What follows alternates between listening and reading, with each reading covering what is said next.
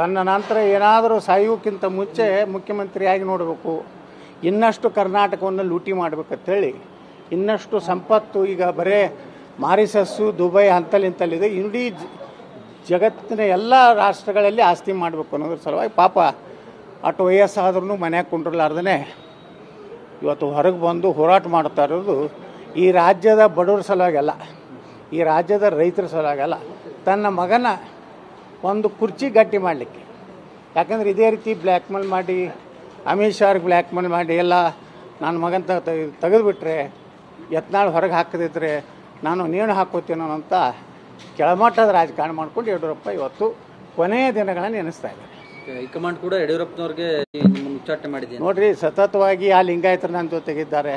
ನಾ ಹೇಳಿನಲ್ರಿ, ಅವ್ರು ಲಿಂಗಾಯತರು ಎಲ್ಲ ಪ್ರೂಫ್ ಕೊಡಲಿ ಯಡಿಯೂರಪ್ಪ. ಬುಕ್ಕನಕೇರಿ ತನ್ನ ಸಾಲಿ ಸರ್ಟಿಫಿಕೇಟ್ ಪ್ರೂಫ್ ಕೊಡಲಿ.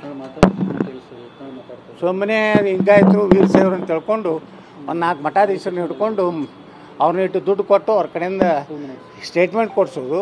ಒಂದು ವೇಳೆ BJP ಯಡಿಯೂರಪ್ಪನ ಬಿಟ್ಟುಬಿಟ್ರೆ ಇಡೀ ಲಿಂಗಾಯತರು ವೀರಶೈವರು ವಿರೋಧ ಆಗ್ತಾ ಇರ್ತಾರೆ, ಸ್ಟೇಟ್ಮೆಂಟ್ ಕೊಡಿಸೋದು. ಇಲ್ಲಿ ಮಜಾ ಮಾಡೋದು ಅಪ್ಪ ಮಕ್ಕಳು. ಇಷ್ಟಕ್ಕೆ ಸೀಮಿತ ಆಗಿದೆ BJP. ಈ ಹೋರಾಟದಿಂದ ಏನು ಲಾಭ ಆಗೋದು?